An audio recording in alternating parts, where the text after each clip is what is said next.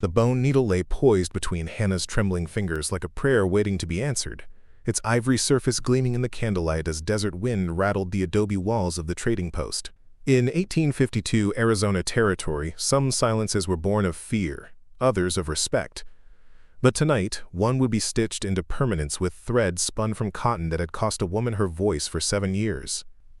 This is the story of how a seamstress whose hands built wealth for others became the architect of the most twisted act of justice the frontier had ever witnessed, and why her single night of needlework would transform the power structures of territorial commerce forever. When the federal marshals arrived 3 days later, they would discover that sometimes the most delicate tools can inflict the deepest wounds, and that the woman who mended clothes for a living had finally found something that couldn't be repaired.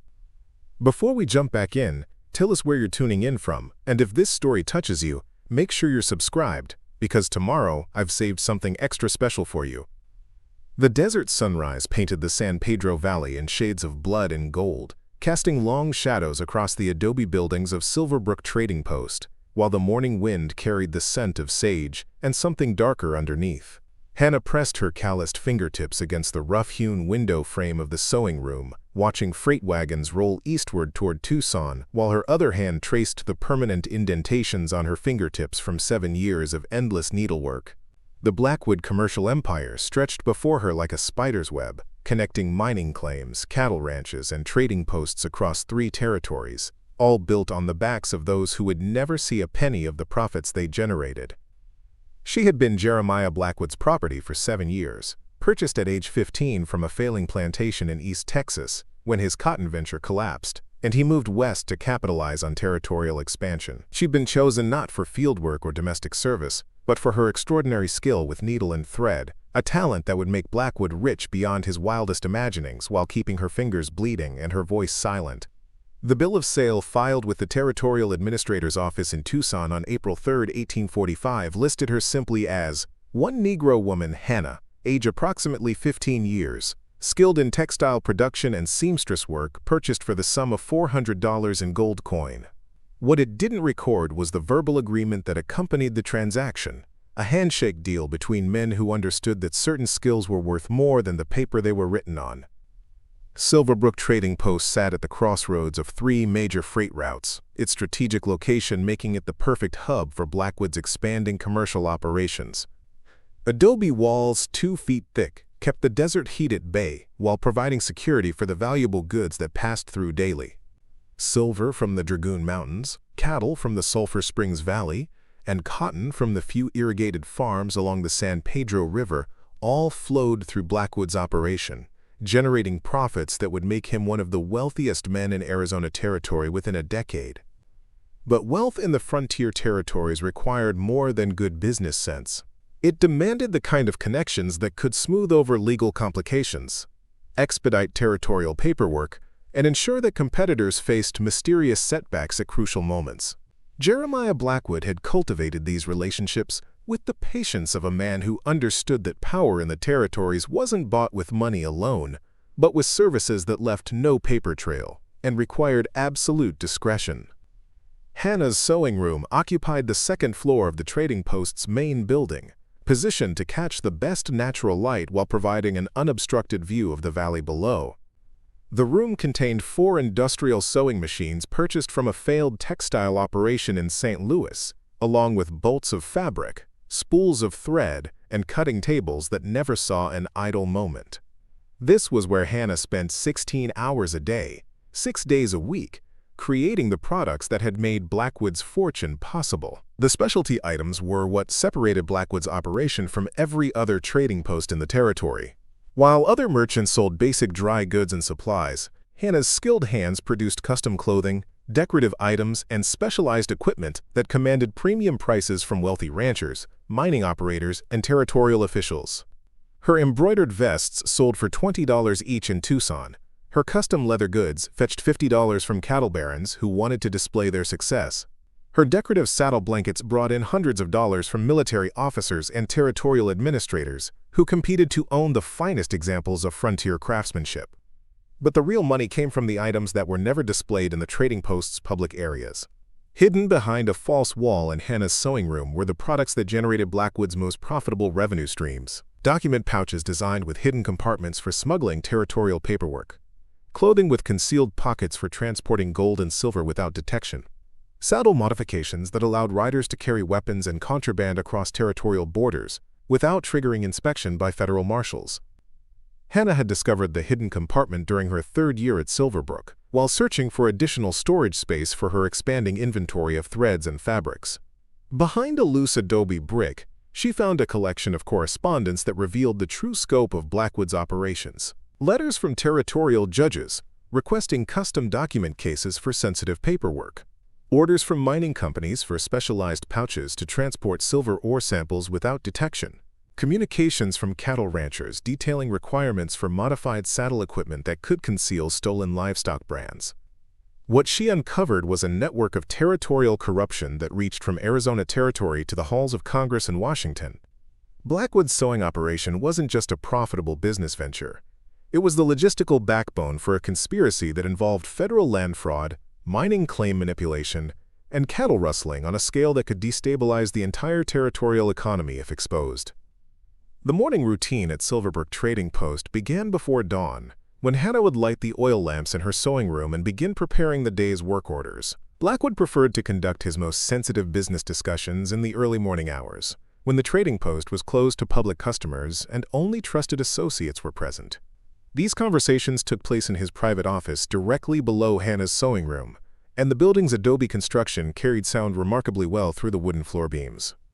Over the years, Hannah had become an involuntary witness to dozens of criminal conspiracies, her sharp memory cataloging names, dates, and financial arrangements that would send half the territorial power structure to federal prison if properly documented. She knew which judges had received bribes for favorable mining claim decisions. She could identify the federal land agents who approved fraudulent homestead applications. She had overheard negotiations for cattle rustling operations that stretched from Texas to California. The knowledge was both her greatest asset and her most dangerous liability. As long as she remained silent and continued producing the specialized items that facilitated these criminal enterprises, she was valuable enough to keep alive. But if she ever attempted to expose what she knew, or if her usefulness as a seamstress declined, Hannah understood that her life expectancy could be measured in hours rather than years. The desert wind rattled the shutters of the sewing room as Hannah began preparing for another day of creating wealth for others, while planning something that would transform her from victim to architect of justice. Today marked exactly 7 years since her purchase, and she had finally assembled everything needed to ensure that Jeremiah Blackwood's mouth would never again give orders that destroyed innocent lives.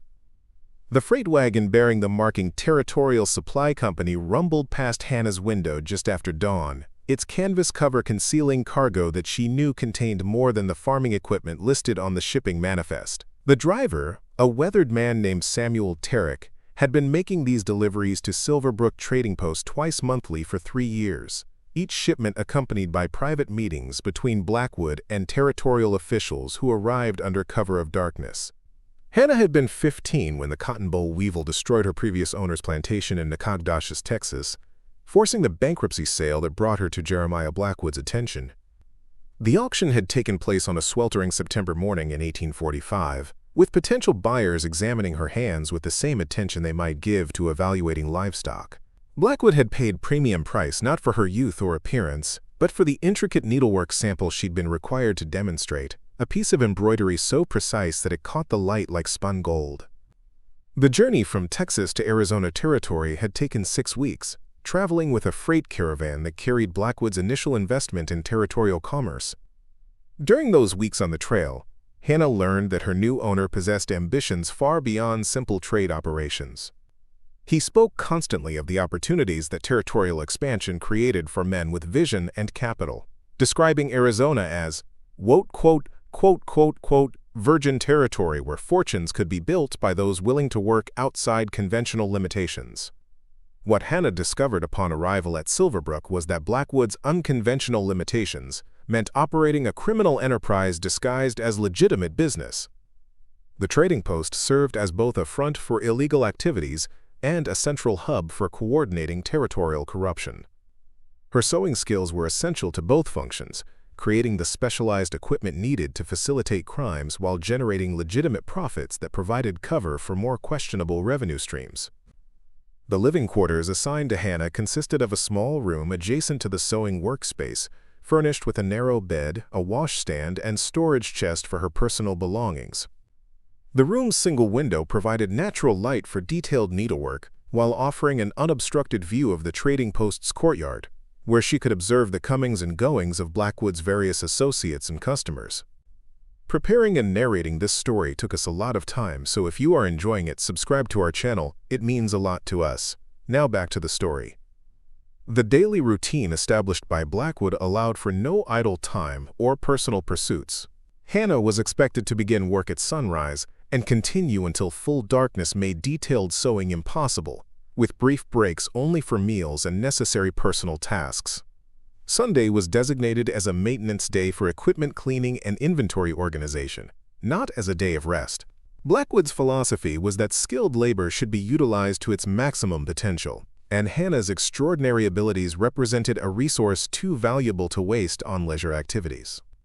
The specialized nature of her work meant that Hannah possessed knowledge about criminal activities that made her simultaneously invaluable and dangerous to Blackwood's operation.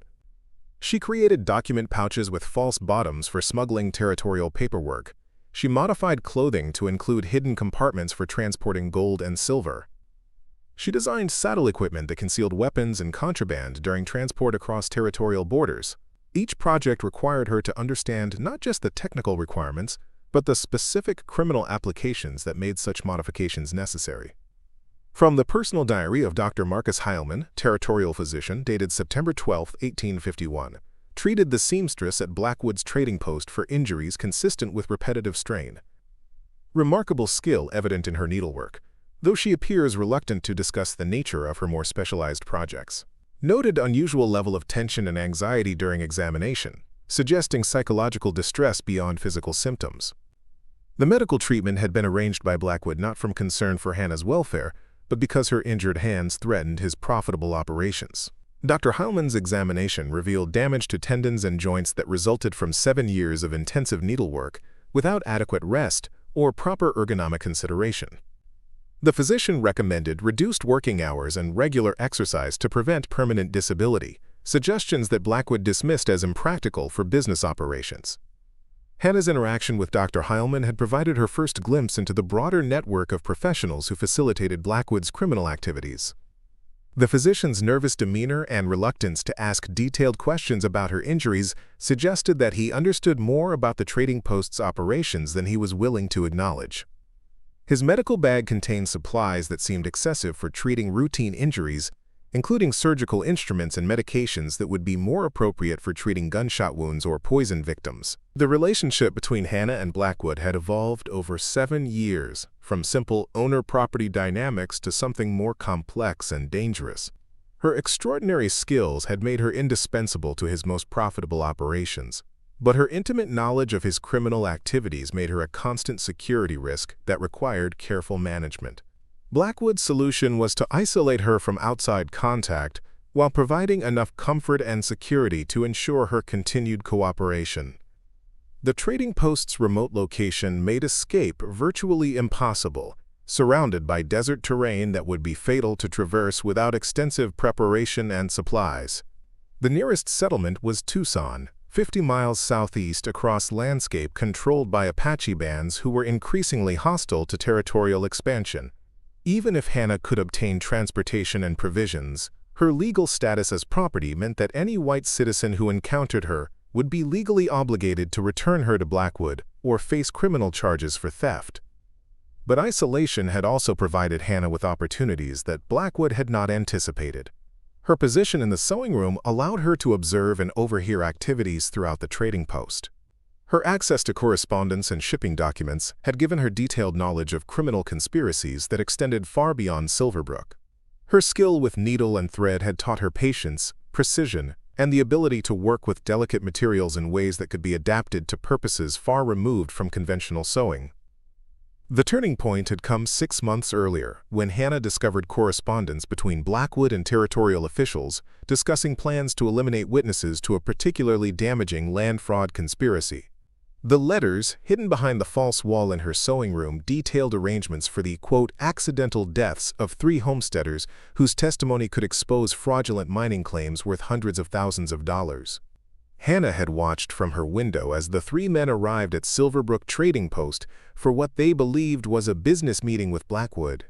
She had seen them enter the building, but never observed them leave. The following morning, their horses were gone, their personal belongings had disappeared, and Blackwood's explanation to inquiring neighbors was that the men had decided to continue their journey to California rather than pursue their territorial business. The knowledge that she was working for a man capable of murder transformed Hannah's perspective on her situation completely. No longer could she view her circumstances as simply the unfortunate result of legal slavery in a harsh frontier environment. She now understood that she was an accessory to criminal activities that included conspiracy, fraud, and murder, and that her continued survival depended entirely on Blackwood's assessment of her usefulness versus her potential as a security threat. The desert wind howled through the trading post's courtyard as Hannah prepared for another day of creating wealth for a man who eliminated inconvenient witnesses as casually as he discarded worn-out equipment. But tonight would be different. Tonight, she would use the skills that had made her valuable to ensure that Jeremiah Blackwood's voice would never again give orders that destroyed innocent lives. The bone needles had arrived with the latest shipment from St. Louis, tucked inside a bolt of imported silk that Blackwood had ordered for a special commission from the territorial governor's wife. Hannah examined the ivory implements with professional appreciation, noting their exceptional sharpness and the way they held their point even after extended use. These were surgical-quality instruments, far superior to the steel needles she typically used for routine sewing work, and they had given her an idea that had been developing for months. By autumn of 1851, Hannah had mapped every aspect of Blackwood's daily routine with the precision of a surveyor charting territorial boundaries. He rose each morning at precisely 5 o'clock, spending 30 minutes reviewing correspondence and shipping manifests before beginning his rounds of the trading post facilities. Breakfast was served at 6:30, followed by meetings with associates and customers until noon. The afternoon hours were devoted to bookkeeping and administrative tasks, conducted in his private office below Hannah's sewing room. The most predictable element of Blackwood's schedule was his evening routine. After dinner at 7 o'clock, he would retire to his study with a bottle of whiskey and territorial newspapers that arrived weekly from Tucson and monthly from St. Louis. By 9 o'clock, the alcohol and the day's exertions would combine to produce a deep sleep that lasted until dawn, during which Blackwood was virtually impossible to wake, even when the trading post's security required his attention. Hannah had tested this theory on several occasions, dropping objects in her sewing room during Blackwood's sleeping hours to gauge his responsiveness to unusual sounds. The results confirmed what she had suspected. Between 10 o'clock and 4 o'clock in the morning, Jeremiah Blackwood slept with the profound unconsciousness of a man whose guilty conscience had been temporarily silenced by alcohol and exhaustion. The physical layout of the trading post provided both opportunities and challenges for Hannah's developing plan. Blackwood's personal quarters occupied the ground floor's southeast corner, positioned to provide privacy while maintaining quick access to the main commercial areas. His bedroom contained a single entrance from the central hallway, with windows facing east toward the San Pedro Valley. The room's thick adobe walls muffled sound effectively, but they also limited ventilation, creating an atmosphere that would become stifling if the windows were closed and sealed. From the territorial supply inventories of Silverbrook Trading Post, dated October 15, 1851, received shipment containing surgical needles, 12, silk thread, assorted colors, medical-grade cotton batting, leather working tools, and various pharmaceutical supplies for Dr. Heilman's medical practice. Items stored in secured location pending distribution to authorized personnel. The medical supplies had been ordered by Dr. Heilman for his monthly visits to provide healthcare services to trading post personnel and local settlers. Hannah had observed the physician's treatment methods during her own medical examination, noting his use of specialized needles for suturing wounds and his preference for silk thread in surgical applications. The combination of surgical-quality needles and medical-grade thread would be ideal for the delicate work she had in mind. Hannah's plan required more than just the proper tools. It demanded perfect timing, absolute silence, and an understanding of human anatomy that she had acquired through years of creating custom-fitted clothing for Blackwood's customers.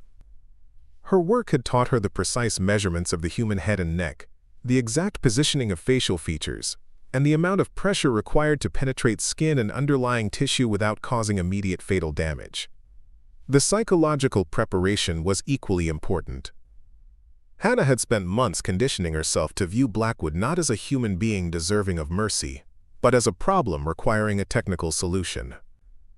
His crimes against innocent people had forfeited any claim to humane treatment, and his repeated threats to eliminate her if she became inconvenient had removed any moral constraints on her response to his behavior. The testing phase had begun in late October, when Hannah started experimenting with different needle sizes and thread types on leather samples that approximated human skin texture. She practiced creating precise, evenly spaced stitches that would penetrate completely while maintaining consistent tension. The work required extraordinary delicacy, as too much pressure would tear the material while insufficient force would fail to achieve the desired result. November brought opportunities to refine her technique during legitimate sewing projects. A commission for custom leather goods from a territorial judge had provided access to high-quality materials that closely resembled human skin in thickness and texture. Hannah's experiments with various stitching patterns had taught her exactly how many passes would be required to achieve complete closure, and how to tie off the thread in a way that would prevent the stitches from loosening under pressure. The timeline for her plan was dictated by external factors beyond her control.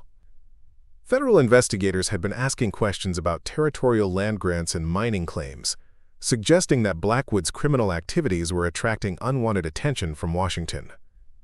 Hannah had overheard conversations indicating that several of his associates were preparing to eliminate potential witnesses before federal marshals could gather sufficient evidence for prosecutions. Hannah's name had appeared on a list of people whose testimony could damage the conspiracy, along with notations about methods for ensuring their permanent silence. The discovery of this document had accelerated her planning timeline considerably, as she understood that her window of opportunity was measured in weeks rather than months. From the correspondence of Judge Harrison Wickshire to Jeremiah Blackwood, dated November 18, 1851, the federal investigation poses significant risks to our territorial arrangements. Recommend immediate action to eliminate potential witnesses before Washington representatives arrive in Tucson. Your seamstress possesses dangerous knowledge that requires urgent resolution. The letter had been left carelessly on Blackwood's desk during one of his afternoon meetings, providing Hannah with confirmation that her suspicions about the conspiracy were accurate. Judge Wickshire was coordinating the elimination of witnesses across 3 territories, with Blackwood responsible for handling local security threats. Hannah's intimate knowledge of the criminal network made her a priority target for elimination. The final preparations required gathering materials without arousing suspicion. Hannah's access to surgical needles was limited to legitimate medical supplies, but her position as the trading post's seamstress provided cover for acquiring various threads and fabrics. She selected silk thread in a neutral color that would be difficult to detect in low light conditions, along with cotton batting that could be used to muffle sounds during the procedure. The needle selection required more consideration. Surgical needles were designed for precision work on living tissue, but they were also sharp enough to penetrate quickly and cleanly. Hannah chose a medium-gauge needle that would be large enough to carry heavy thread, while remaining small enough to minimize tissue damage that could cause immediate bleeding or loss of consciousness. The practice sessions continued throughout November, with Hannah using her legitimate sewing work to perfect the techniques she would need for the more specialized application. Her muscle memory developed to the point where she could create precise, evenly spaced stitches without conscious thought, working purely by touch in complete darkness if necessary. December brought the final opportunity to test her psychological readiness for the plan. Hannah spent hours visualizing the procedure, mentally rehearsing each step from initial preparation through final completion.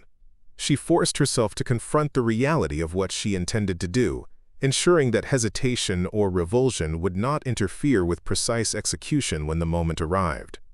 The bone needles gleamed in the lamplight as Hannah completed her final preparations, their ivory surfaces catching reflections like tiny daggers waiting for their moment of purpose.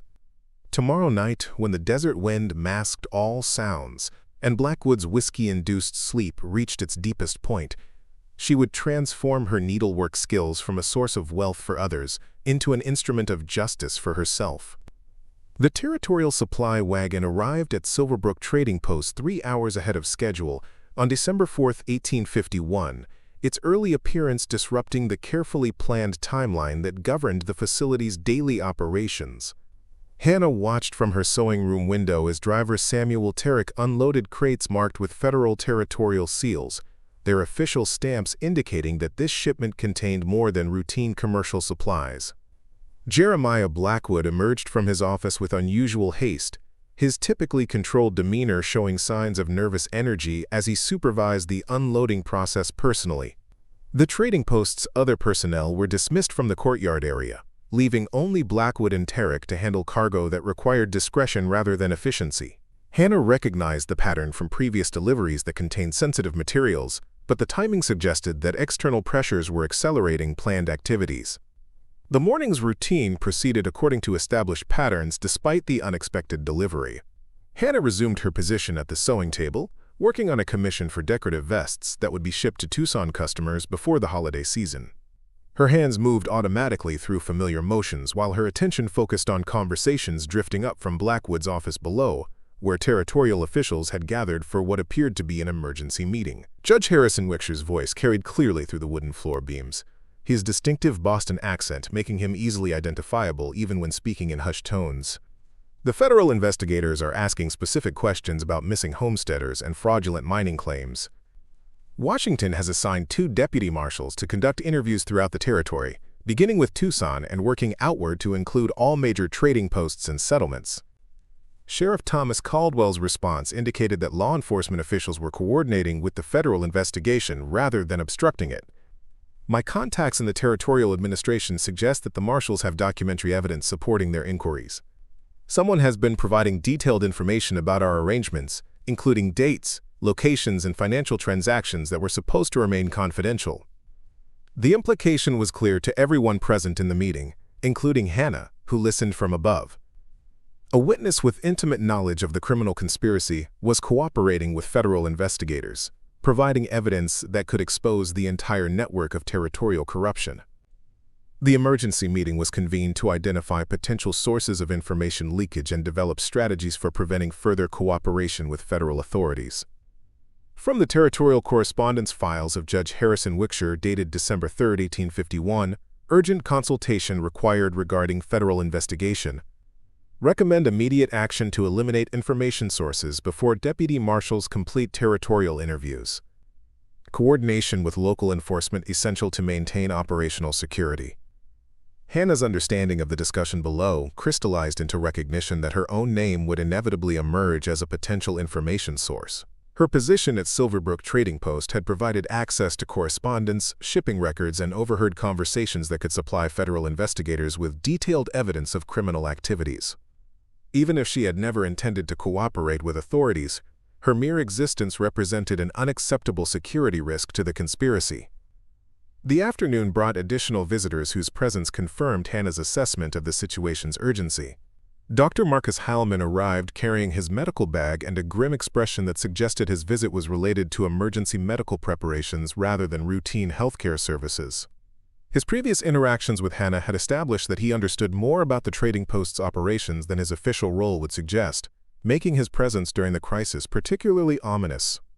Blackwood's behavior throughout the day exhibited increasing signs of stress and anticipation. He consumed more alcohol than usual during meals, repeatedly checked his pocket watch despite the absence of scheduled appointments, and interrupted routine business activities to conduct private conversations with visiting officials. The normally precise schedule that governed trading post operations deteriorated into a series of hurried consultations and whispered discussions that excluded regular personnel. Evening meal preparation proceeded according to established routine, with Hannah joining Blackwood and his guests for dinner in the main dining area. The conversation remained superficially focused on territorial commerce and weather conditions, but underlying tensions were evident in the careful word choices and meaningful glances exchanged between participants. Hannah's presence was tolerated rather than welcomed, and she understood that this might represent her final opportunity to observe the conspiracy's leadership in a relaxed setting. Judge Wickshire dominated the dinner conversation with stories about recent legal cases and territorial political developments, his urbane manner masking the calculating intelligence that had made him an effective coordinator of criminal activities. Sheriff Caldwell contributed practical observations about law enforcement challenges in the territorial environment, while Dr. Heilman offered technical expertise about medical matters that seemed tangentially related to their actual discussions. The underlying subject of all conversations was the federal investigation and its potential impact on their various criminal enterprises. Each participant understood that exposure of the conspiracy would result in federal prosecution, loss of political position, and likely imprisonment in territorial or federal facilities. The stakes were sufficiently high to justify extreme measures for self-preservation, including the elimination of potential witnesses whose testimony could provide evidence for criminal charges. Blackwood's evening routine began earlier than usual, with whiskey consumption starting during dinner rather than waiting for his customary post-meal period in the study.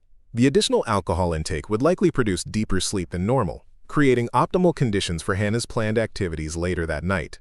She observed his increasing intoxication with professional interest, noting the physical signs that would indicate when he reached the unconscious state necessary for her plan's execution. The guests departed shortly after 9 o'clock, their conversations continuing in the courtyard until their horses disappeared into the desert darkness. Hannah listened to the fading sound of hoofbeats while preparing her sewing room for the night's specialized work. She arranged her materials with methodical precision, ensuring that everything needed would be within easy reach when the crucial moment arrived. Blackwood's movements through the trading post became increasingly unsteady as the evening progressed, his coordination degraded by the combination of alcohol and emotional stress. Hannah tracked his location by sound, noting when he entered his private quarters and began preparing for sleep. The familiar routine of closing shutters, arranging personal items, and settling into bed proceeded with the predictability that had characterized his behavior for 7 years. The grandfather clock in the trading post's main hall chimed 10 times, each brass note echoing through adobe corridors where secrets festered like poison in the desert heat. Hannah heard Blackwood's breathing settle into the deep, rhythmic pattern that indicated profound unconsciousness. Outside, December wind rattled shutters with the sound of skeleton fingers drumming against coffin wood, while inside, a woman with surgical needles prepared to ensure that some voices would never again give orders that destroyed innocent lives. The bone needles gleamed in candlelight as Hannah began her final preparations, their ivory surfaces smooth and sharp beneath her calloused fingertips. Tonight, the skills that had created wealth for others would be redirected toward a purpose that would silence evil forever. The sound of approaching hoofbeats shattered the desert silence at precisely 11:47, when Hannah had positioned herself outside Blackwood's bedroom door with needle and thread prepared for their specialized application. Through the trading post's thick adobe walls, she could hear at least 3 horses moving at a controlled pace that suggested official business rather than emergency travel. The riders' arrival threatened to destroy months of careful planning and eliminate her only opportunity to prevent Blackwood from ordering her elimination before federal investigators could arrive. Hannah pressed herself against the hallway wall, listening as the horses entered the trading post's courtyard and the riders dismounted with the practiced efficiency of law enforcement officers. Voices carried through the night air, too distant for detailed conversation but clear enough to identify the speakers as strangers whose presence had not been anticipated by anyone at Silverbrook. The timing of their arrival suggested either extraordinary coincidence or advanced knowledge of activities planned for that evening. The front door's heavy oak panels vibrated under forceful knocking that echoed through the trading post's interior corridors like thunder in a canyon. A voice with unmistakable federal authority called out, "Mr. Blackwood, this is Deputy Marshal James Patterson, United States Territorial Service. We need to speak with you regarding official federal business that cannot wait until morning hours." Hannah understood immediately that federal investigators had accelerated their timeline, arriving weeks ahead of the schedule that territorial officials had anticipated. The implications were staggering. Either someone had provided information that prompted urgent federal action, or Washington had developed independent evidence that required immediate investigation before potential witnesses could be eliminated or evidence could be destroyed. Blackwood's response came from his bedroom, his voice thick with whiskey and confused by sudden awakening. "Marshal, this is highly irregular timing for official business. Can't territorial matters wait for normal business hours when proper consultation can be arranged?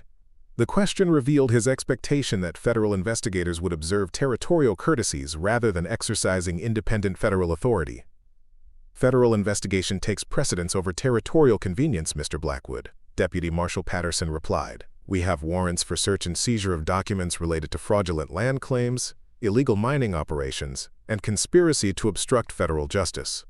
Your cooperation is required immediately, not at your convenience.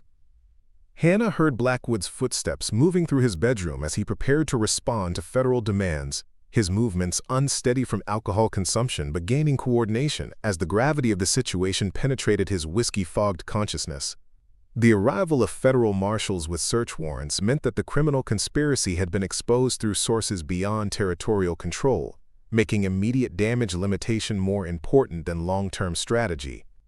From the official records of the United States Territorial Marshals Service dated December 4, 1851, initiated emergency investigation of Silverbrook Trading Post based on documentary evidence provided by confidential federal informant.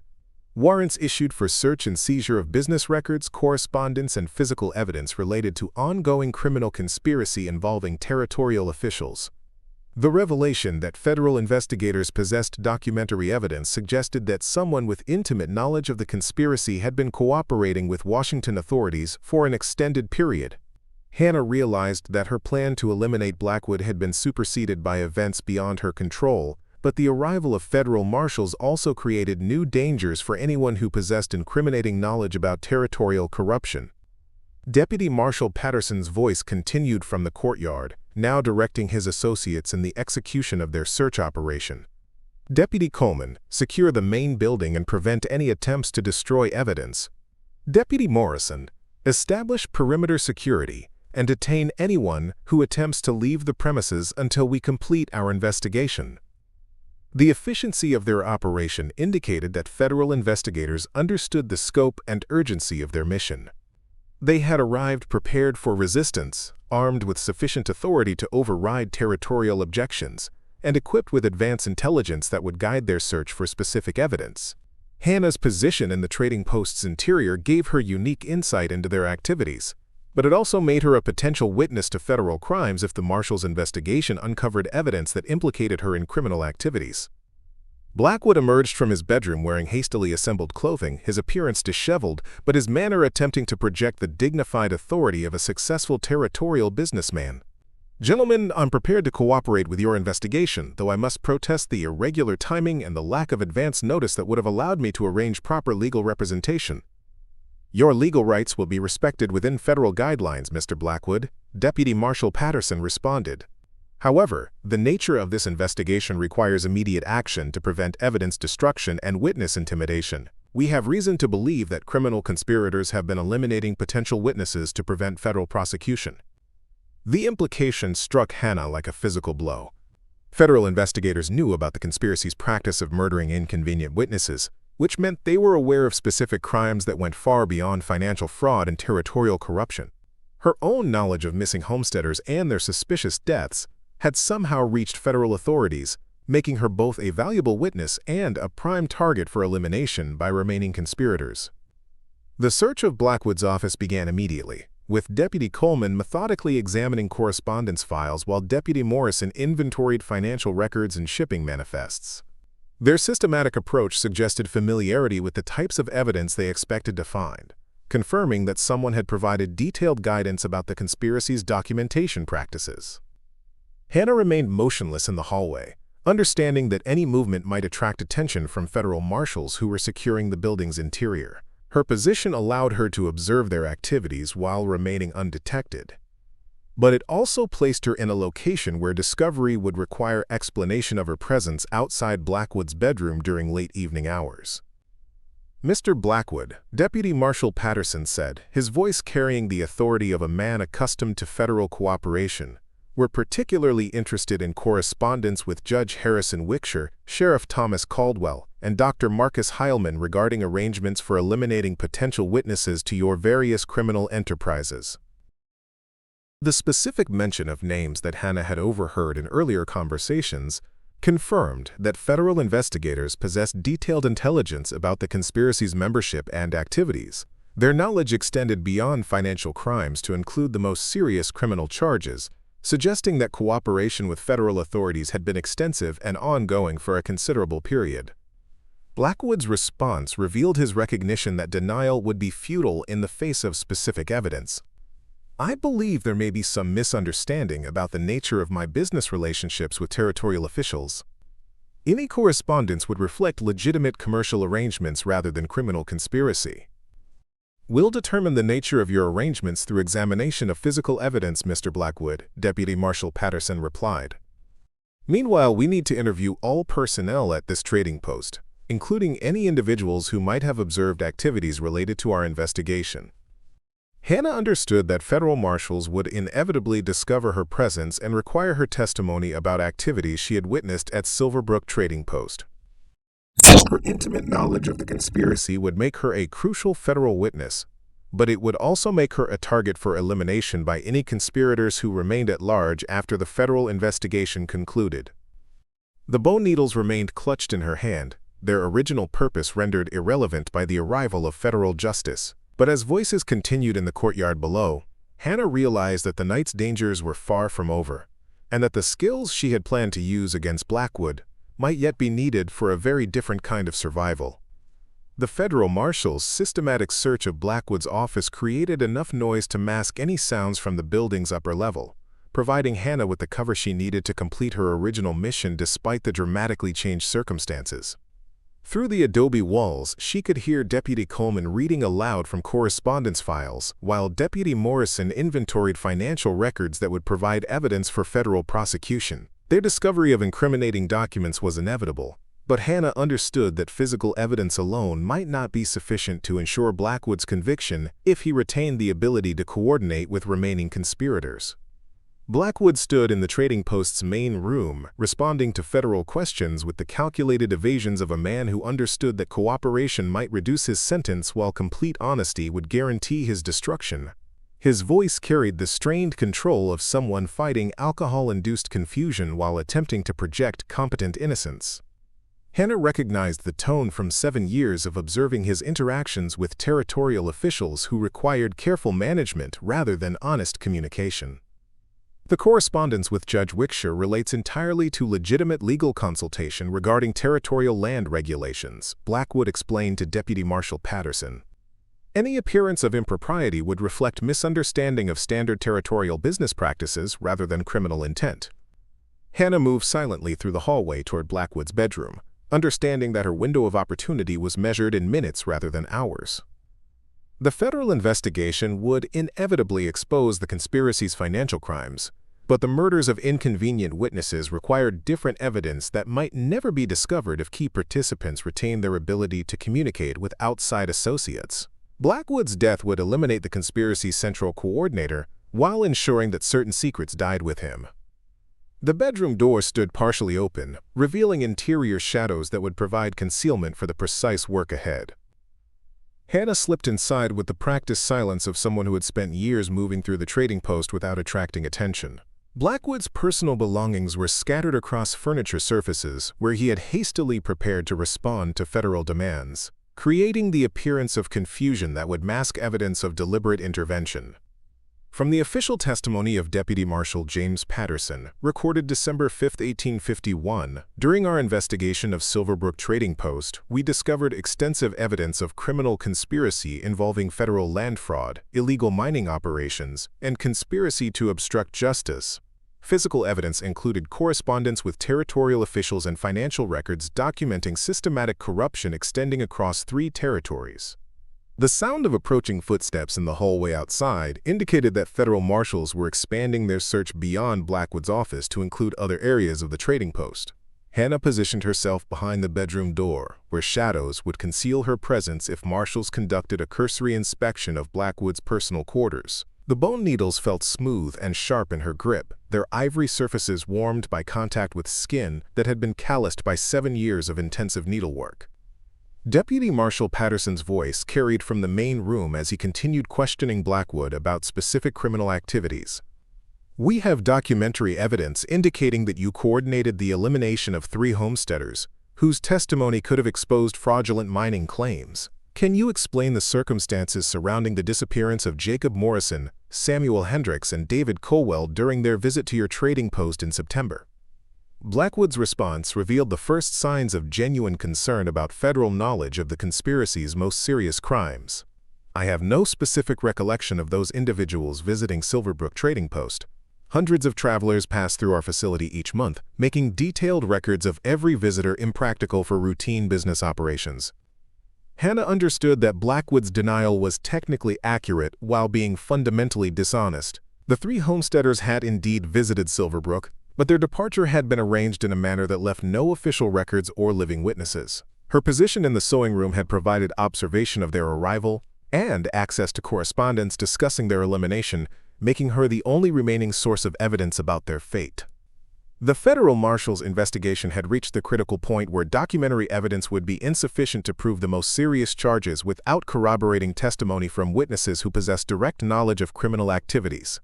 Hannah's potential testimony could provide the missing evidence needed for murder charges, but only if she survived long enough to cooperate with federal authorities.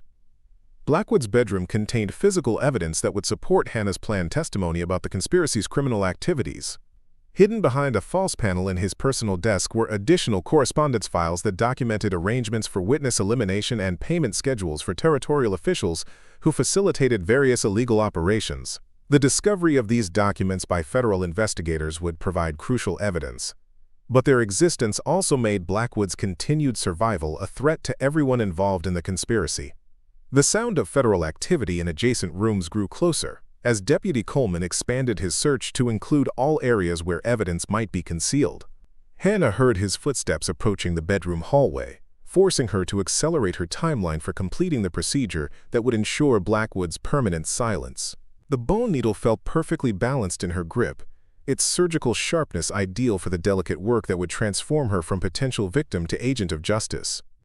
Hannah's years of creating custom-fitted clothing had taught her the precise anatomy of facial features and the exact measurements required for therapeutic applications of needle and thread.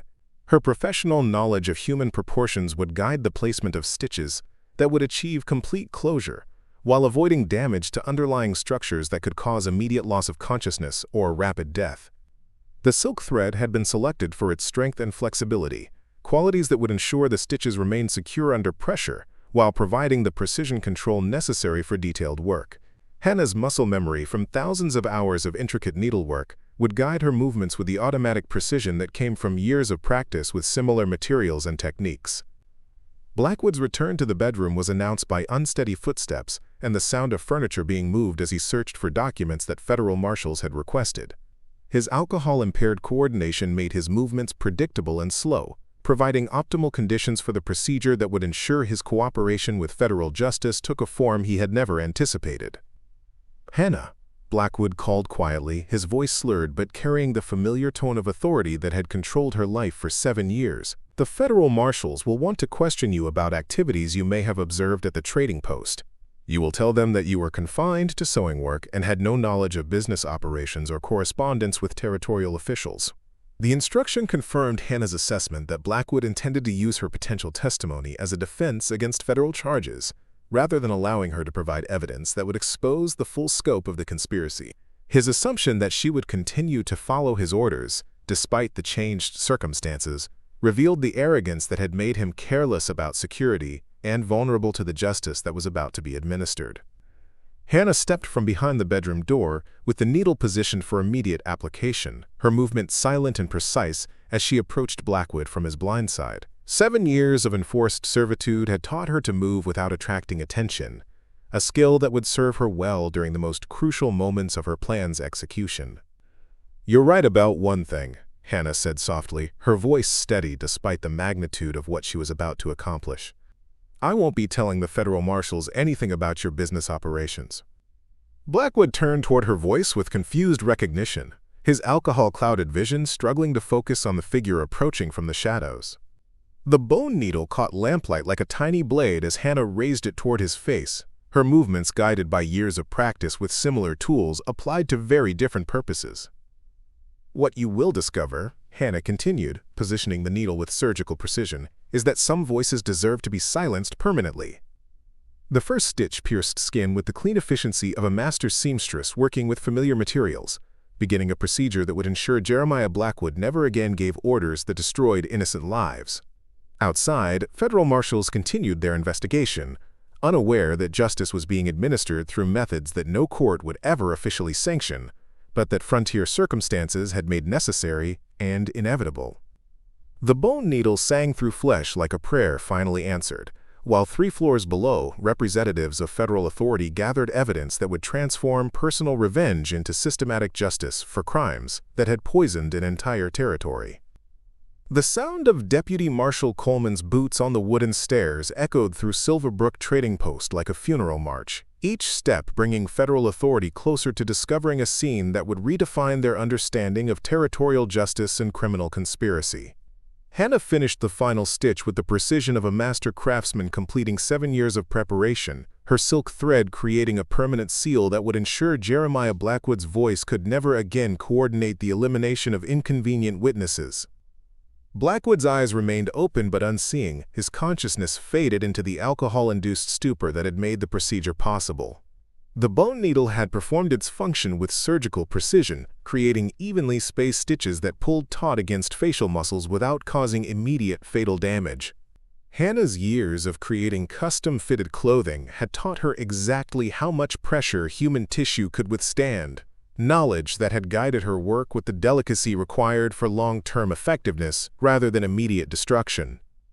The bedroom door burst open without warning as Deputy Coleman completed his search of the trading post's upper level, his federal authority overriding any expectation of privacy in a criminal investigation. The federal marshal's trained eyes took in the scene with professional assessment. Blackwood unconscious in his chair, Hannah standing beside him with needle and thread still visible in her hands, and an atmosphere of completion that suggested recent activity requiring investigation. "Ma'am, step away from Mr. Blackwood and identify yourself for federal record," Coleman commanded, his hand moving instinctively toward the revolver holstered at his side. The marshal's experience with territorial crime had prepared him for unusual situations, but the combination of an unconscious suspect and a woman holding sewing implements suggested complications that extended beyond routine criminal investigation. Hannah placed the needle and thread on Blackwood's bedside table with deliberate care, her movements unhurried despite the federal authority confronting her. "I am Hannah, seamstress for Silverbrook Trading Post. I was completing urgent needlework that could not wait for morning hours." The explanation was technically accurate, while avoiding details that would complicate her legal situation with federal investigators. Deputy Coleman approached Blackwood's chair to assess his condition, noting the unusual positioning of facial features and the subtle signs of recent medical intervention. "Mr. Blackwood appears to have been treated for some kind of injury or medical emergency. What exactly was the nature of the needlework you were performing?" "Therapeutic stitching to address a medical condition that required immediate attention," Hannah replied, her voice steady despite the magnitude of what she had accomplished. Mr. Blackwood suffered from a tendency to speak without considering the consequences of his words. I have provided a permanent solution to that problem. The federal marshal's examination of Blackwood's face revealed the extraordinary skill required to create such precise, evenly spaced stitches without causing obvious tissue damage or excessive bleeding.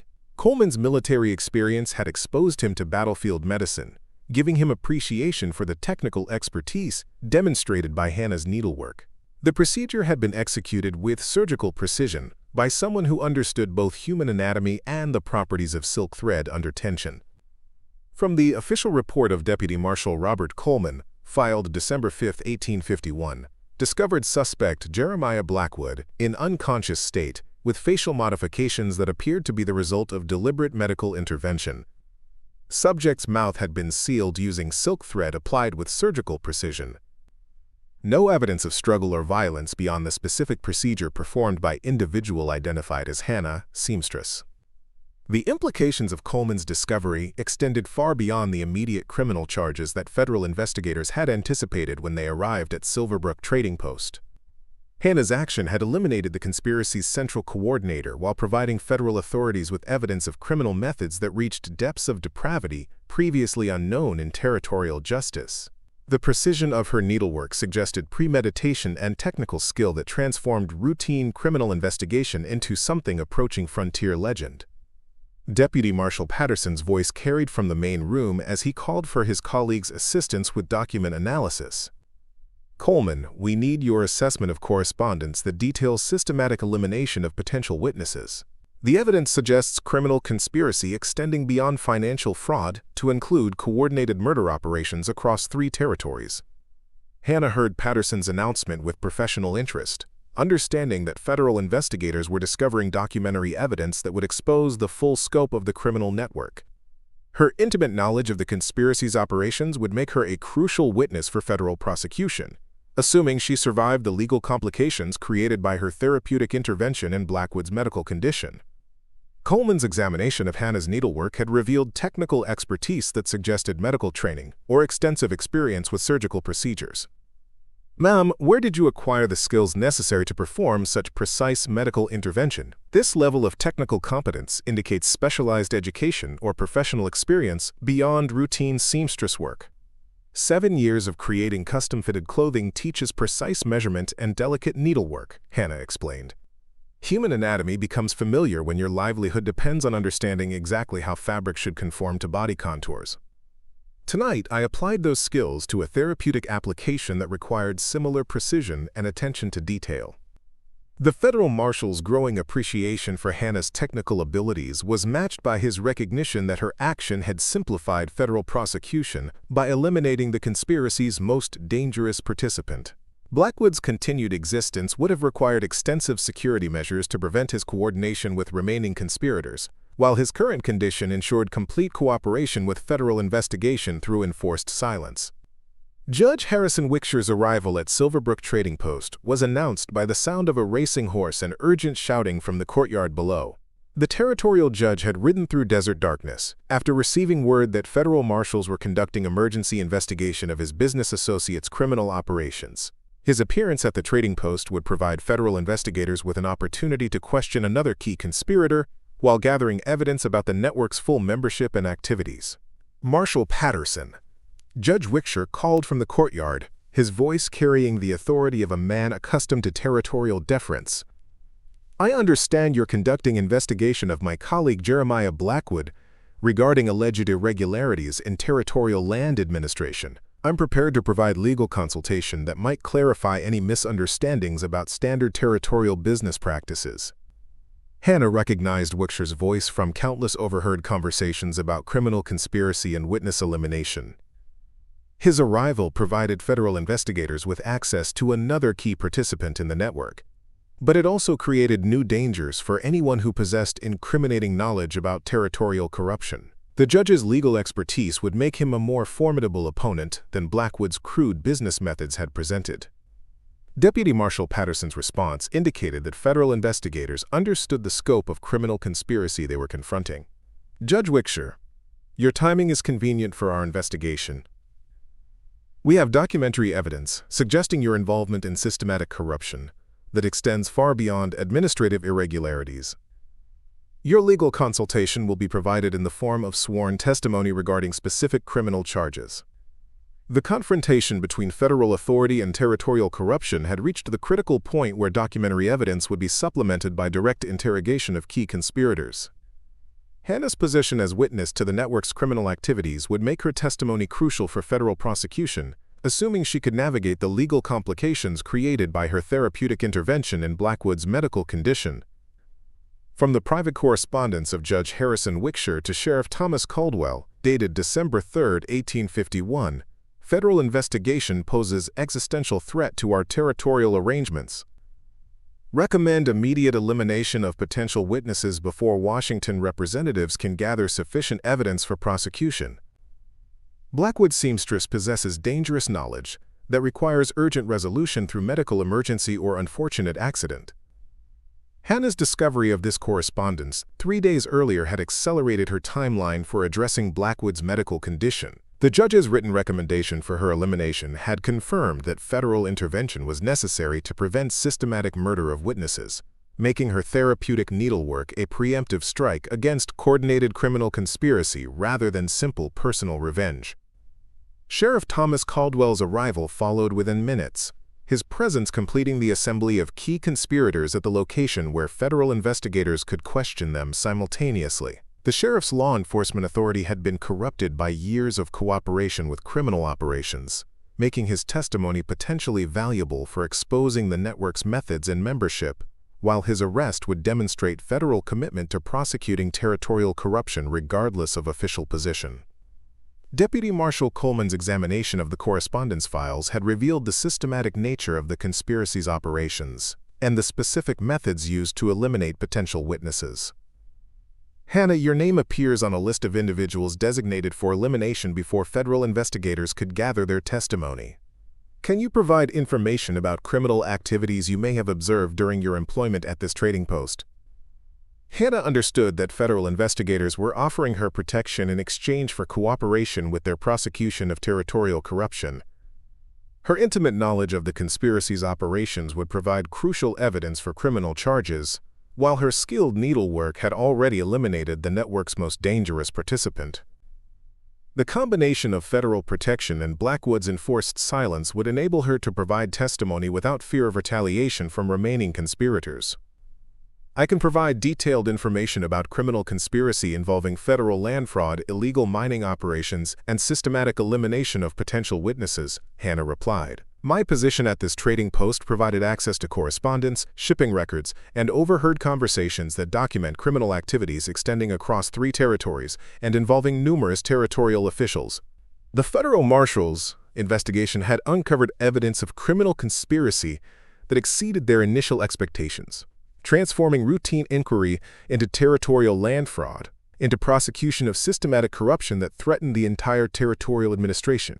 Hannah's potential testimony would provide the missing evidence needed to connect documentary proof with actual criminal activities, ensuring that justice would be administered through federal courts rather than territorial arrangements that had protected criminal participants for years. The bone needles gleamed in lamplight as Deputy Coleman completed his examination of Hannah's needlework, his professional assessment recognizing both the technical skill required and the justice achieved through frontier methods that no federal court would officially sanction. Outside, 3 key conspirators waited for interrogation that would expose criminal activities poisoning an entire territory, while inside, a woman who had sewn clothing for 7 years had finally stitched together the evidence needed to destroy the network that had enslaved her. The federal trials that followed Hannah's testimony destroyed the most extensive criminal conspiracy in territorial history, sending 17 elected officials to federal prison and exposing corruption networks that reached from Arizona Territory to the halls of Congress in Washington. But Hannah herself never lived to see the complete impact of her needlework. Found dead in her quarters at Silverbrook Trading Post, just 3 days after providing federal investigators with evidence that would reshape territorial justice forever.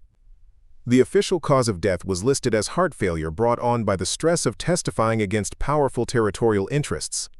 Dr. Marcus Heilman, who examined her body, noted no obvious signs of violence or poisoning, though his medical report contained subtle inconsistencies that suggested he understood more about her death than his official findings indicated.